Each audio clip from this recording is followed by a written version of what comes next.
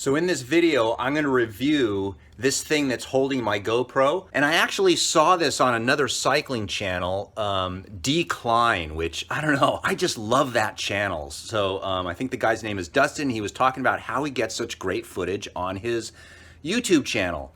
And I've been using a chest cam, helmet cam, and a selfie stick and just holding the GoPro.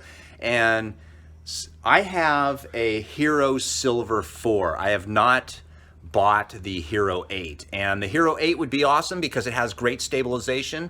The thing I like about the Hero 4, and I'll put a link down below if you can find these anymore, but the thing I like about the Hero 4 is that you can change the batteries. So you can put new batteries in, which I believe the other ones do not.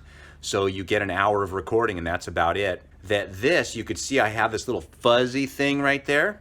That thing gets you great audio. And the reason why I don't want to invest in the Hero 8 is because supposedly the audio sucks.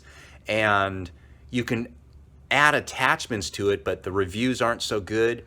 So I'm going to try to keep using this. I actually have the original. When GoPro came out, I bought the original GoPro. I still have it, but this one gets such great video. So this thing that attaches it to it, it's easy to hold. You can hold it, you can move it around. The great thing is, let me show you here. You see those little divots in there? I put those in there. What you do is you put this in some boiling water for about 45 seconds, and then you bite down on it like this for about 30 seconds, and it leaves a perfect imprint into your teeth. It's not permanent, so that if you decide you don't like it or the positioning doesn't work, you just put it back in boiling water and redo it. So I'm gonna try this out. I'm gonna make some footage tonight. What I'm gonna do is I'm gonna go and do a gravel ride over some really bumpy areas so that I can test this thing out and see if I can get some better footage. And then I'm gonna do a road ride this weekend.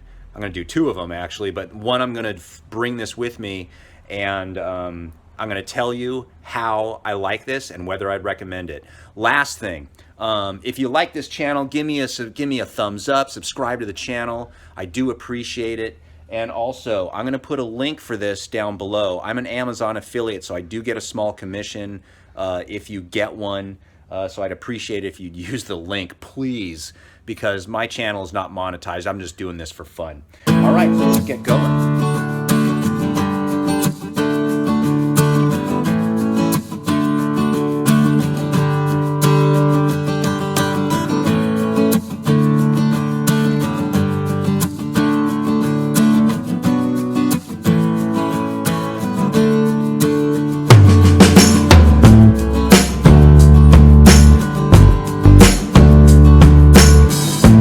So as far as I'm concerned, there are 4 advantages of this Pro standard.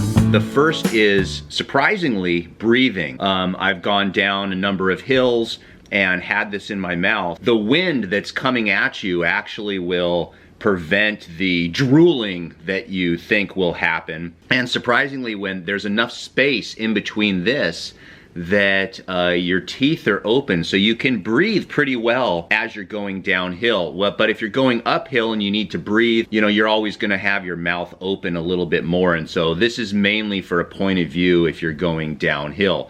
But actually, surprisingly, breathing is not a problem. Number 2, you get a point of view very similar to a chest mount, but without the arms in front of you. There's less shaking. And unfortunately, from what I've gathered, if I want to have that buttery smooth type of point of view where there's no shaking at all, the reality is that I'm going to have to buy probably a GoPro 8 as well as a gimbal as well as a better chest mount.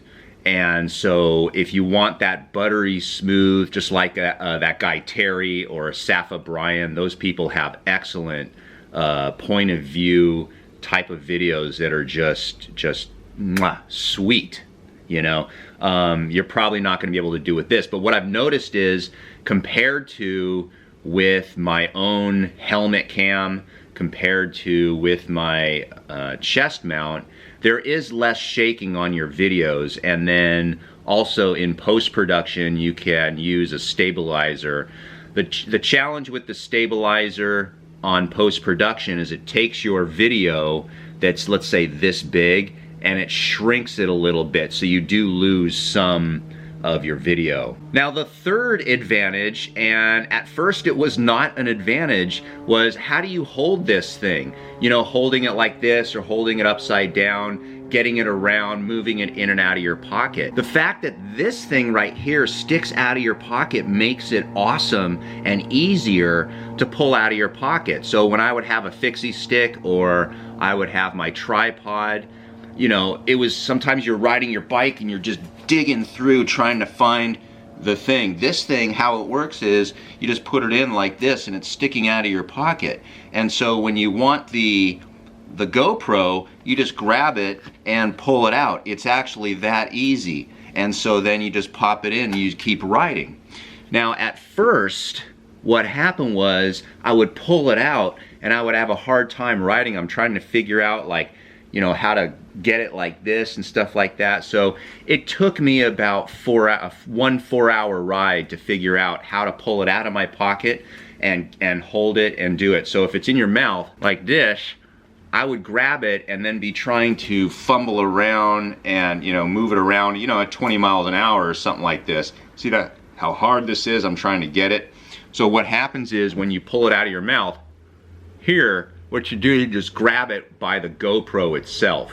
And that is how you do it. Put it in, okay, grab it out, in the mouth. It's that easy. That to me actually at first didn't seem like an advantage, but it actually is an advantage. Another fourth advantage, which I haven't seen done, is when you're riding, actually you can just put it down like this, and if you're riding on your top tubes right here, you can actually just hold it like this and get a different point of view. Now, what are the disadvantages? Now, this didn't happen to me yet with this thing, but I could see it happening. I've done this before where you're fumbling with your GoPro or something like that and it drops on the ground. Well, the whole point of this is to have it in your mouth. So if it falls, and these GoPros are indestructible pretty much, you do get good footage when you crash or or it falls off, but it's nothing you want to do. But I have it in a protective case. That's another advantage of this Hero 4 as opposed to a Hero 8, is it does have this protective case. So if this goes crashing down a mountain or something like that, it doesn't actually ruin the camera, it just ruins the case, which is inexpensive to replace. But nonetheless, if this thing falls on the ground and you have to go pick it up, I don't know if I would be so inclined as to put this in my mouth. And so that's a disadvantage. The second disadvantage is assuming that you're going on longer bike rides where you do need some food. You know, the thing is that if you eat a banana or Cliff Bars or something like that, you know, those things kind of, you know, it sticks to your teeth. And then you go ahead and put it, and inside the little crannies, now you have food. That's pretty disgusting. And if you're a germaphobe, which you're probably not if you're purchasing this, but if you're a germaphobe, it can get pretty disgusting. So you just gotta slurp it and you should be fine. So hopefully that gives you an idea of what the advantages and disadvantages of this Pro Standard are.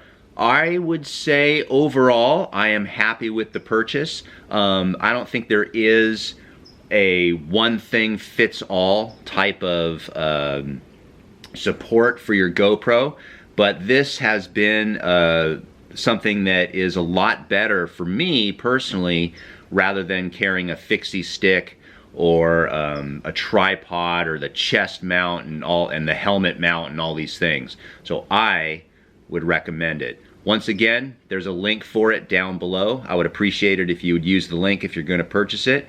And happy riding.